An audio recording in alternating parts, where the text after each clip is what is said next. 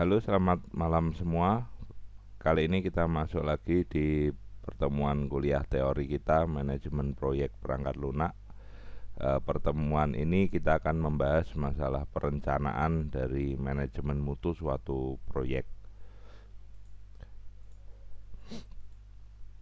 Jadi suatu proyek itu diperlukan suatu QoS ya, Quality of Service, untuk proyek perangkat lunak tersebut dapat berjalan dengan baik. Atau kalau di dalam pengembangan suatu proyek bisa dikatakan ini adalah hasil pengujian sistemnya. Nah, kita lihat di sini perencanaan mutu itu ada di manajemen integrasi proyek. Ini manajemen perencanaan mutu proyek. Terus kemudian ini masih di perencanaan ya, karena kita masih proses perencanaan. Nah, nanti kita bahas apa itu mutu, bagaimana memproses mutu proyek, bagaimana merencanakan mutu proyek, seperti itu. Tentu saja perencanaan mutu itu tidak jauh-jauh dengan ISO ya, standar ISO ya. Jadi karakteristik dari entitas ya untuk satisfy memuaskan kebutuhan dari suatu proyek. Terus jadi karakteristik menyeluruh suatu entitas yang memberi kemampuan untuk memenuhi kebutuhan secara langsung maupun tidak langsung, itu adalah ISO ya. Terus kemudian conformance to requirement and fit for use, jadi memenuhi kebutuhan proyek perangkat lunak dan dapat digunakan sesuai apa yang dimaksudkan di awal. Jadi perencanaan softwarenya atau perangkat lunaknya itu harus sesuai, nantinya dapat digunakan sesuai dengan apa yang direncanakan. Terus kemudian manajemen mutu proyek itu harus menjamin proyek memenuhi tujuan dari pelaksanaan. Terus perlu diwaspadai ya, ini adanya kebutuhan yang tidak tertulis dari stakeholder yang bukan sponsor. Artinya stakeholder non IT itu biasanya maunya banyak, sehingga perlu dibuat kontrak dulu. Perangkat lunak itu harus sampai mana, begitu, harus dibuat perjanjian dulu sampai jelas. Terus kemudian Anda juga bisa untuk memenuhi standar service ISO 9001 besok kalau punya perusahaan ya. Untuk apa? Untuk manajemen proyek, terus perencanaan mutu tentang produksi, instalasi maupun pelayanannya. Nah, ISO 9001 itu ada 20 standar. Nah, nanti bisa dilihat. Ada standar fokus pada pelanggan, kepemimpinan, keterlibatan karyawan, pendekatan proses, dan seterusnya. Ini ada standar-standar dari ISO. Terus kemudian proses-proses dalam manajemen mutu itu merencanakan apa saja yang perlu dicek, apa saja yang perlu diuji. Terus kemudian nanti di pelaksanaan dilaksanakan apa yang sudah direncanakan tadi. Terus kemudian setelah itu dilakukan pencatatan atau pengawasan ya, pengawasan hasil dari penjaminan mutu ini ya. Tentu saja harus diawasi paling tidak 1 tahun setelah proyek itu rilis. Terus kemudian merencanakan mutu artinya adalah mengidentifikasi standar mutu yang relevan dengan proyek dan menentukan bagaimana proyek perangkat lunak itu memenuhi standar mutu yang ada. Terus melaksanakan penjaminan mutu itu agar apa? Agar hubungan dari yang mengimplementasi proyek dan customer itu menjadi lebih baik ya. Itu harus ada penjaminan mutunya. Atau kalau di dunia perangkat elektronik ya itu garansi ya, garansi. Terus kemudian melaksanakan pengawasan mutu. Jadi mutu itu juga perlu diawasi ya, diawasi apakah sudah sesuai dengan standarnya atau terjadi penyimpangan terhadap standar-standar proyek sistem proyek perangkat lunak yang sudah dibangun itu ada penyimpangan tidak terhadap standar yang telah direncanakan. Itu di audit ya, namanya kalau di dunia audit sistem informasi. Terus kemudian faktor-faktor apa saja menjadi masukan dari perencanaan mutu. Tentu saja faktor di dalam perusahaan, bagaimana aset organisasi tersebut, bagaimana cakupannya sampai mana, terus manajemen proyeknya bagaimana. Itu adalah input dari perencanaan mutu. Terus kita lihat nanti faktor-faktor lingkungan perusahaan, itu ada regulasi, aturan, prosedur, pedoman, asetnya, kebijakan, terus datanya bagaimana.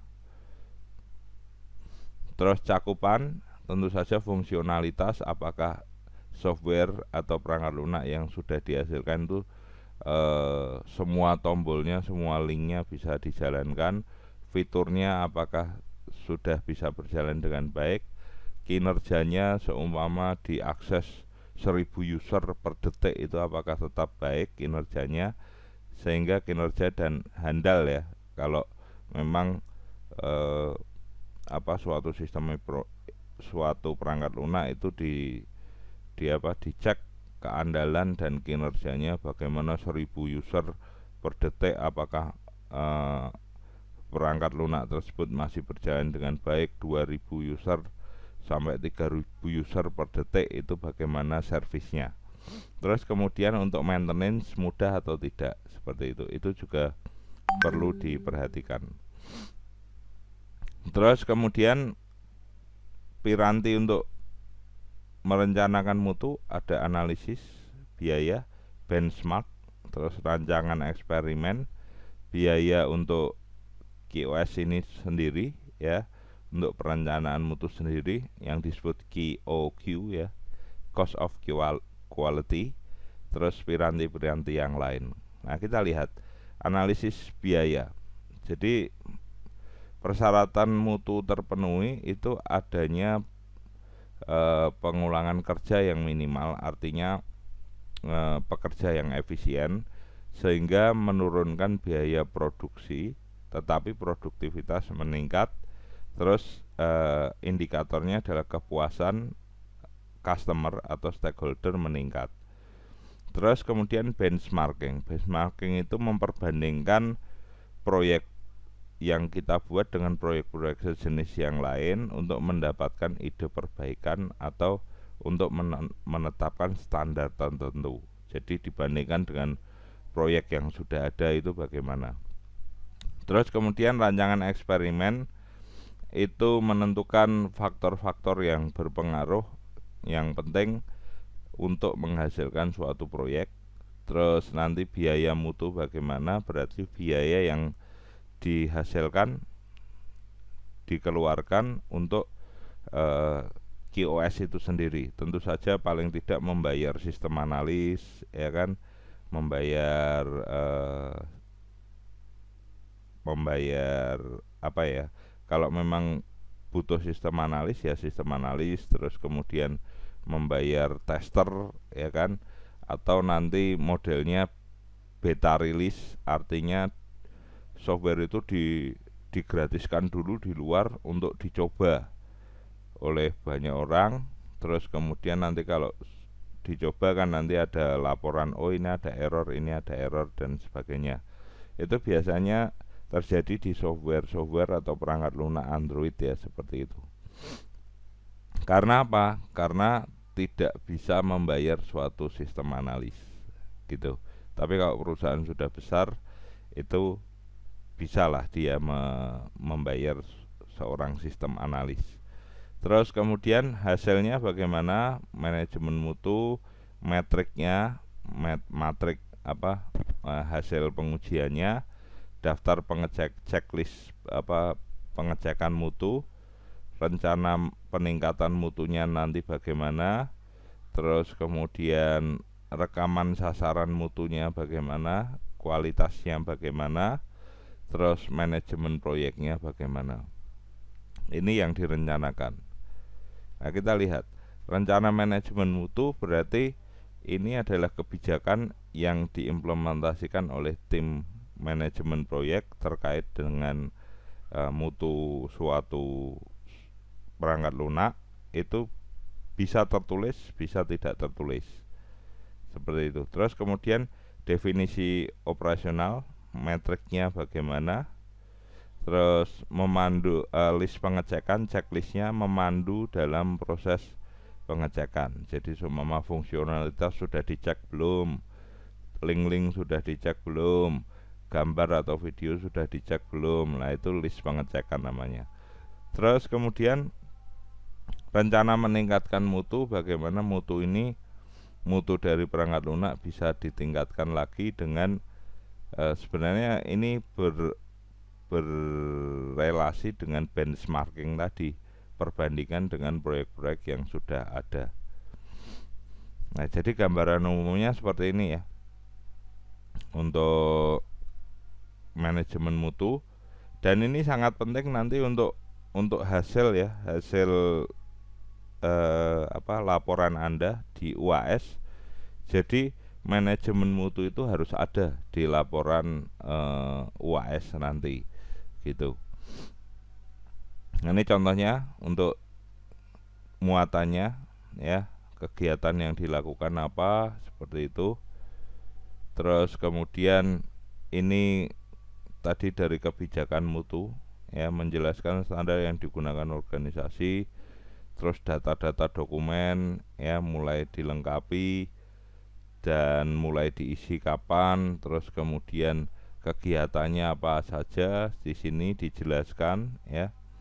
Jadi pengujiannya juga cukup banyak ya, dari fungsionalitas, dari data, dari kehandalan, dari stabilitas dari perangkat lunak itu sendiri, begitu. Jadi itu nanti laporan-laporan itu nanti masuk di dalam laporan akhir saat UAS MPPL Anda buat ya, seperti itu. Jadi sebenarnya Anda buat itu per bab saja, setiap materi yang saya ajarkan Anda buat, setiap materi Anda buat, sehingga nanti saat UAS Anda tinggal menggabung-gabungkan saja. Oke, saya kira untuk perencanaan manajemen mutu saya akhiri sampai sekian. Kita ketemu lagi di pertemuan yang akan datang. Selamat malam semuanya.